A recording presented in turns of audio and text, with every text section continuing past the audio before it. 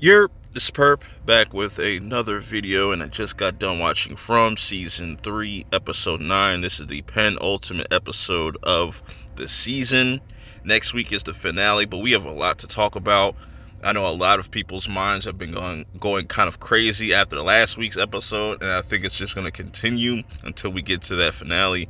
But man, starting off with just picking up where the last episode left off with, like, Fatima being gone. Boyd and Ellis are trying to search for her, but then Boyd's Parkinson starts to come back, and this is where Ellis has to take him back into town. Meanwhile, we catch up with Fatima and Elgin, and Elgin pretty much says, like, you're not a prisoner here or anything. This is for your own good. Tries to feeds her the blood because he wants to make the baby stronger. He's thinking that this is going to help everybody, not knowing that this is probably going to lead to a lot of people's demise. On the other hand, you have Victor just his mind is completely broken because he blames himself for his mother's death. And Tabitha tries to kind of bring him back down to earth a little bit, has this, like, contact with Victor, and then this weird kind of feeling, almost, for my AOT fans out there, it reminds me of when Aaron kissed Historia's hand, and then his whole facial expression changed. If you know, you know. But for some odd reason, having contact with Victor, did something, or she senses something's off.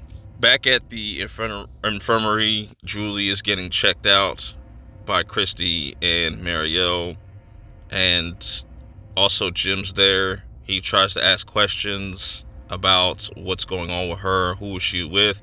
She says she was with Randall, and I was like, damn, now Jim's gonna go crash out on Randall, but that didn't end up happening. But interesting enough, Randall is still being affected by these cicadas, and it stops once Jim comes into the building. And Jim, instead of crashing out, just wants to get answers. It seems like Jim is coming in this episode with a more leveled head and whatnot, and he still has hope, where Randall pretty much thinks that nothing good is going to come from this place. Everybody's going to die. Meanwhile, Boyd is getting ready to tell Ellis what's going on with him. Donna is reminiscing about Fatima and contemplating on whether she should tell the truth or keep this close to the chest until they can actually figure out what happened to her and where she is at. Like I said before, Jim is starting to not be an asshole. He's just trying to comfort his wife, Tabitha. They have this really nice heart-to-heart moment. Meanwhile, you have Boyd talking to Ellis about his Parkinson's and how long it's been kind of going on. He just didn't want him to worry.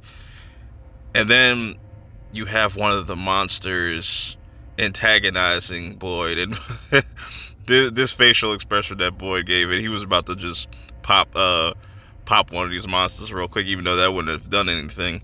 Then we shift things over to Sarah, interestingly enough, and she just got done fixing the gift that she got from her brother. She starts to hear the voices again. She warns Boyd and Ellis that wherever she is, she's close by, but these voices were laughing at her because they feel like they're not going to find her in time and something bad is going to happen to her. Victor, on the other hand, continues to crash out because he's just starting to throw everything that's in his room outside.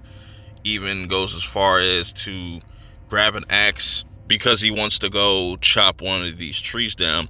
And now you notice old girl popped up, and a lot of people have been having theories of Kara or Kalara, whatever her name is. They think that she is like a mole or a spy or something like that. Who knows? But the diner is back up and running.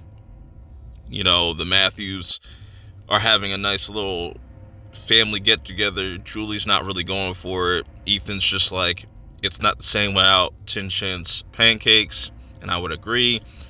Then we have Donna having this conversation with Boyd, and her coming to the realization that she doesn't want to do anything or say anything that's going to put Fatima in danger.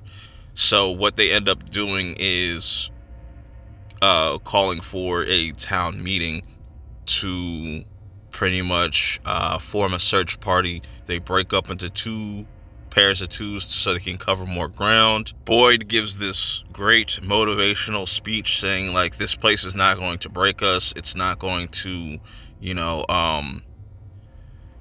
it's not going to get away with this. We're going to find Fatima. He pretty much thought he was the Penguin at this moment, you know what I'm saying? Which was a really good speech. And of course, Elgin pops up. He links up with Elgin. Tabitha and Julie are a pair. Ethan and Jim are a pair. And Boyd and Kenny end up being a pair. But what's interesting is Boyd tells Ellis it's better for one of us to find her first, because people are going to have a lot of fucking questions. Also, Donna is with Acosta, and Acosta obviously is still frustrated, but it seems like she is slowly starting to come around. I might be wrong. But then we get this really dope moment between Kenny and Boyd where Boyd is like, the Parkinson's is coming back, and I don't know how long I have, but this shit is like accelerating. So I need you to take over this place if anything happens to me, whether I, incapable of taking care of people or even walking, I'm incapacitated, or if I end up dying, you need to be the one to kind of take over this place. And then Kenny's like, I just want to be your deputy again. I'm paraphrasing, but that was a great scene. Meanwhile, you have Jade making his own bottle tree, which is interesting. And then he sees Christopher and Jasper, and he's just like, you know what? This ain't phasing me, until Jasper starts to scream, and then he gets pretty much startled. Then we have this interesting scene between him and Henry, where Henry's letting Jade know that somebody went missing, so you might want to go check that out. And also, there's something going on with Victor. Speaking of which, this is where we get a really fucking interesting scene where Victor starts to take the axe to the bottle tree, and then the boy in white finally speaks to Victor and says, like, you shouldn't be doing that. Don't do that. That's not the way to go about it. Victor is just frustrated. He wants to figure out how to help people and make sure this doesn't happen again. And the boy in white is pretty much like, I tried to help. I tried with Christopher, but it didn't work. So you guys have to kind of figure this out on your own. And also, Victor notices the boy in white is changed. You know what I'm saying? And what is going on with the boy in white? Is it the fact that every time we're going to see him, he's just going to look older and older?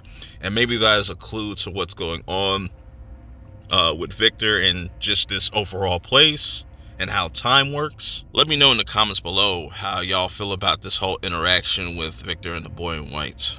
Back to all of our different groups that got split up or are looking for Fatima, starting with like Ellis and Elgin, which Elgin is pretty much giving Ellis a bunch of clues of what happened with Fatima, even talking about his own experiences of one of his friends going missing.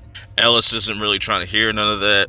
Jim has a really dope heart-to-heart moment with Ethan, and also the radio constantly is still fucking with them. Doesn't let it faze him.